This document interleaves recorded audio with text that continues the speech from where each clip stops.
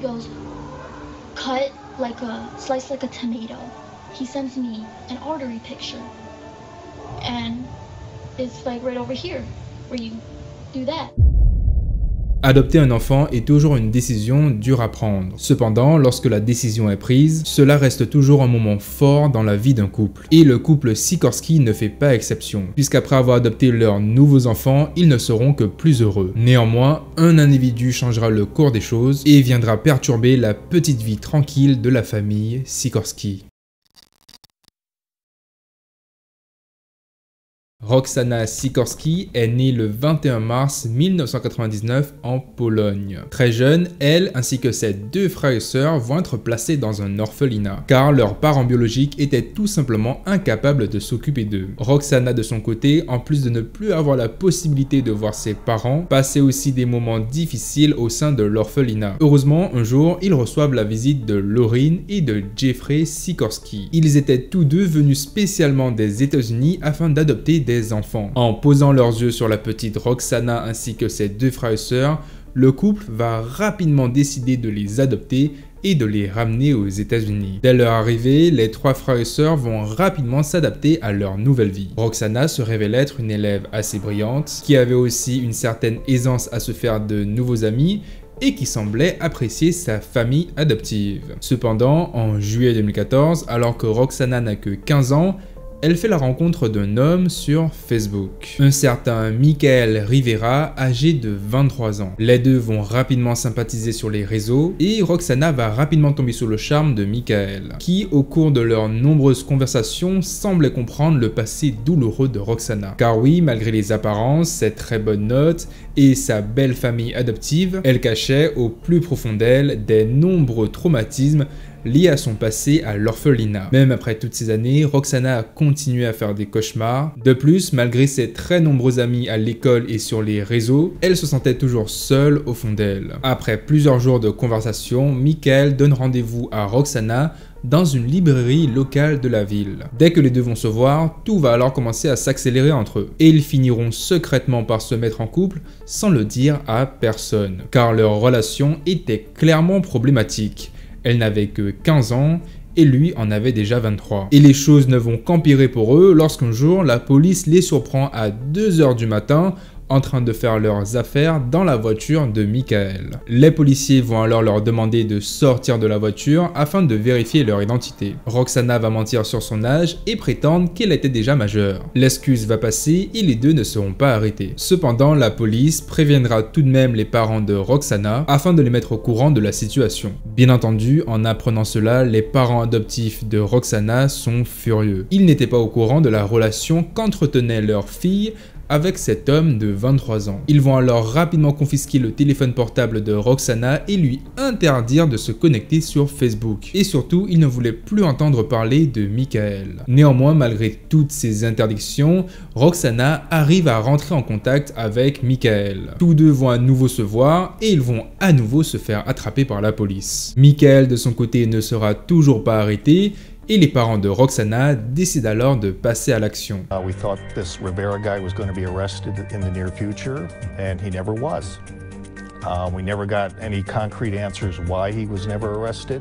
Quelques jours après l'incident, les parents de Roxana décident de se rendre au commissariat le plus proche et de porter plainte contre Michael, en espérant que cela puisse l'éloigner de leur fille.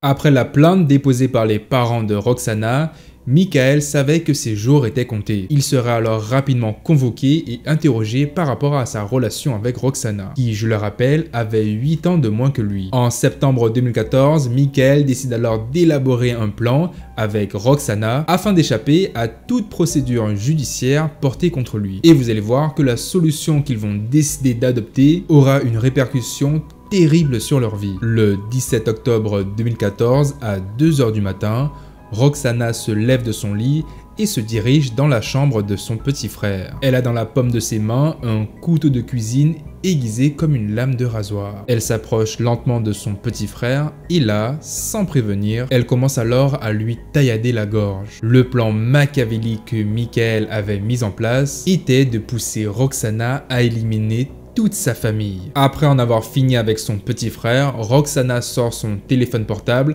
qu'elle avait acheté discrètement sans le dire à ses parents. Puis commence alors à échanger des SMS avec Michael qui attendait à l'extérieur de la maison dans sa voiture. Ce dernier encourage Roxana par message et lui dit de continuer à exécuter leur plan. Voici d'ailleurs un exemple de l'un des SMS qu'il lui avait envoyé. « Bébé, je suis là, ne t'inquiète pas.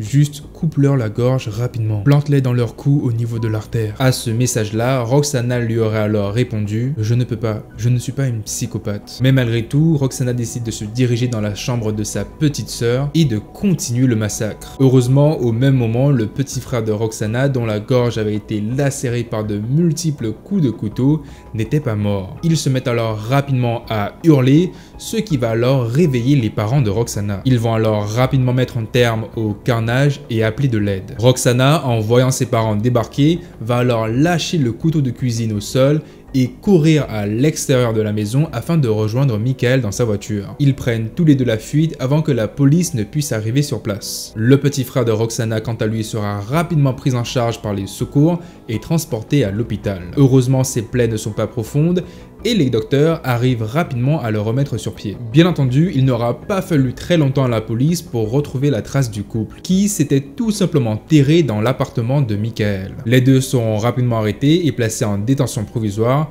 le temps que la police puisse faire leur enquête.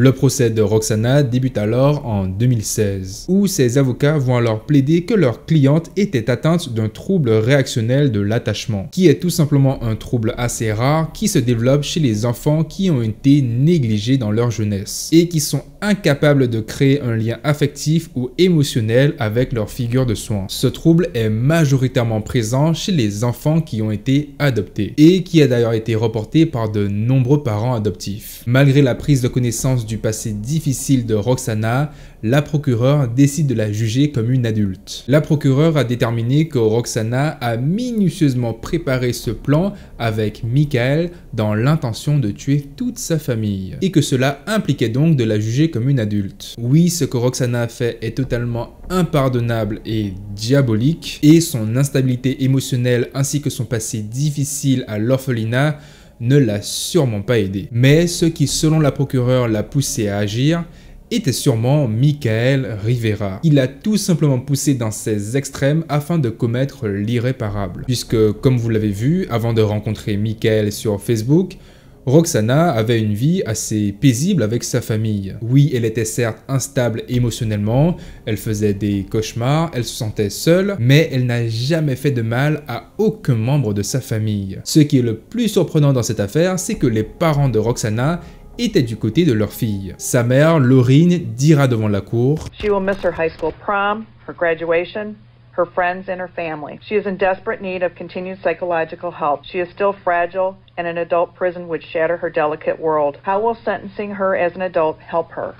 Is this justice?" Son père, lui, de son côté, déclarera « Still confused how a 15-year-old who couldn't buy a beer, buy a gun or buy a car is an adult. » Malgré les nombreuses pétitions signées et les manifestations pour que Roxana puisse être jugée comme une adolescente, elle finira tout de même par être jugée en tant qu'adulte. Les charges retenues contre elle sont agression avec l'intention de tuer, ainsi que complot au vu de commettre un homicide. Afin de lui éviter un procès trop long, les avocats de Roxana lui conseillent alors de plaider coupable concernant l'agression sur son frère, ce qui lui permettra d'éviter les autres charges retenues contre elle. Durant son procès, Roxana déclarera aussi devant la cour « I would like to apologize to my family for not being the daughter they wished I would be. I'm sorry."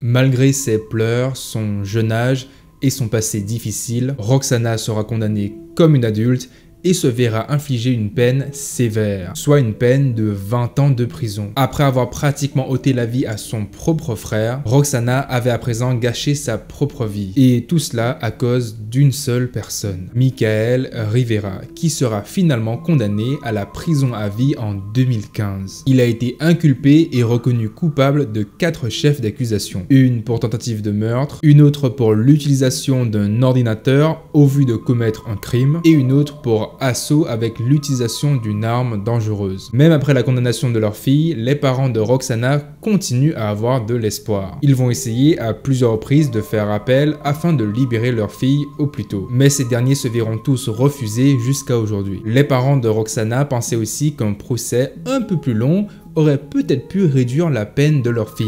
Quoi qu'il en soit, ils espèrent que leur fille puisse recevoir un suivi psychologique en prison afin que Roxana puisse retrouver une vie normale à sa sortie. Et vous, qu'avez-vous pensé de cette affaire? Est-ce que Roxana est entièrement responsable de son acte ou au contraire a-t-elle été manipulée par cet homme que l'on appelle Michael Rivera? Donnez-moi votre avis dans les commentaires et je me ferai un plaisir de vous lire. Avant de quitter la vidéo, si vous l'avez appréciée, n'hésitez pas à la liker et à vous abonner à la chaîne. Sur ce, portez-vous bien, je vous dis à la prochaine pour une nouvelle vidéo, c'était Kensho, ciao.